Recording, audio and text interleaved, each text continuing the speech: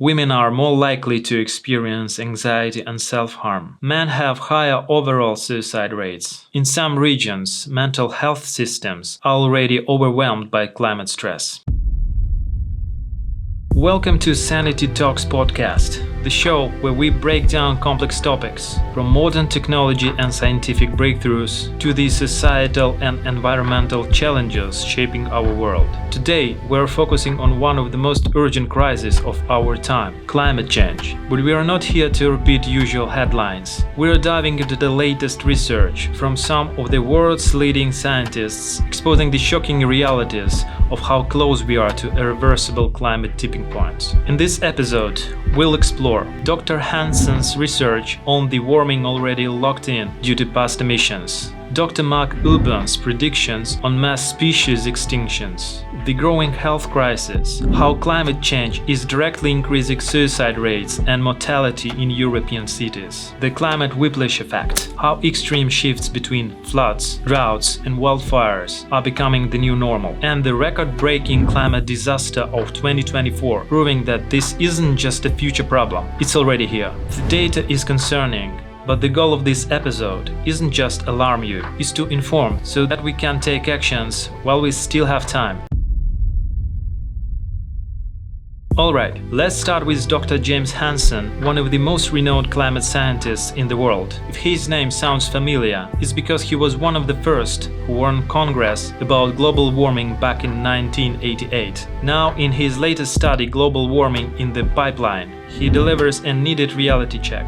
According to his research, if we don't drastically cut emissions, global warming could eventually reach 10 degrees Celsius. To put that in perspective, the difference between today's climate and the last ice age was only about 5 degrees Celsius, so 10 degrees rise would be catastrophic beyond imagination. Even if we stop burning fossil fuels today, Hansen estimates that we still have 7 to 9 degrees Celsius of warming in the pipeline due to greenhouse gases already in the atmosphere. This is because of something called Earth System Sensitivity, ESS, which factors in slow, long-term feedback mechanisms like melting ice sheets, the release of CO2 and methane from permafrost, change in carbon sinks like forests and oceans. These feedbacks amplify warming, meaning that even if we stop emitting today, temperatures will keep rising for decades or even centuries. And here's where things get worse. Aerosols, tiny particles from industrial pollution, have actually been masking about 2 degrees Celsius of warming by reflecting sunlight. But as we reduce air pollution, this masking effect will fade, causing an additional surge in global temperatures. Hansen warns that without immediate and aggressive action, we're heading toward major sea level rise. We're talking meters, not centimeters, if ice sheets collapse. Deadly extreme weather, stronger hurricanes, more intense droughts, and devastating floods. Food and water crisis, as agriculture and freshwater systems break down under heat stress. He also argues that traditional climate models have underestimated how sensitive the planet is to greenhouse gas emissions. This means the risks are even greater than previously thought. So what are his recommendations? We don't just need to cut emissions. We may also need to actively cool the planet using geoengineering techniques like solar radiation management.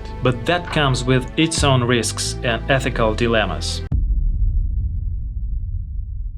We talk a lot about human impacts. But what about the rest of life on Earth? Dr. Mark Urban's study, Climate Change Extinction, warns that nearly 30% of all species could be wiped out by 2100 if emissions continue at current rates. Here is how bad it is already. At just 1.3 degrees Celsius of warming, 1.6% of species are already at risk of extinction. If we hit 2 degrees Celsius, that jumps to 2.7%. If we reach 5.4 degrees Celsius, nearly one-third of all species will disappear. The most vulnerable are amphibians, which rely on stable temperatures and humidity, isolated species in mountains and islands, because they have nowhere to migrate, South American and Australian wildlife, which face some of the highest risks globally. Urban's study is based on massive meta-analysis of 485 studies, meaning these findings are based on overwhelming scientific consensus. And this isn't just about losing exotic animals. This affects entire ecosystems. When species disappear, food chains collapse, and that impacts everything from pollination to fisheries. So what's the solution? Urban stresses that local conservation isn't enough. We need global emission cuts to stop habitat destruction at the source.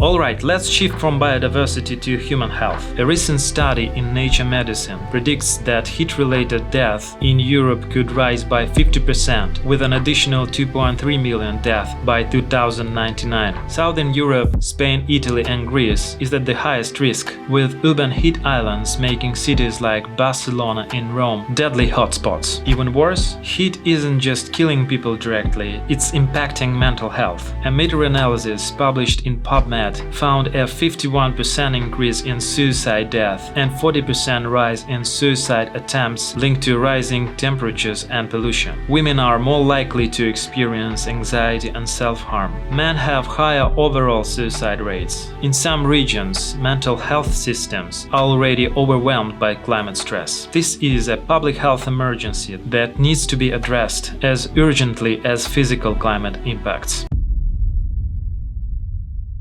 One of the most shocking new climate trends is called climate whiplash, extreme swings between floods, droughts and wildfires. A study published in The Guardian found that hydroclimate whiplash events have increased by 31 to 66% globally since the mid-20th century. What's causing it? The expanding atmospheric sponge effect. Warmer air holds 70% more water per degree Celsius, intensifying both floods and droughts. Some of the hardest hit regions include California, where wildfires follow heavy rains that cause vegetation growth, South Asia and Middle East, where extreme rainfall is followed by long droughts. And if global temperatures rise by 3 degrees Celsius, these events will more than double. Alright.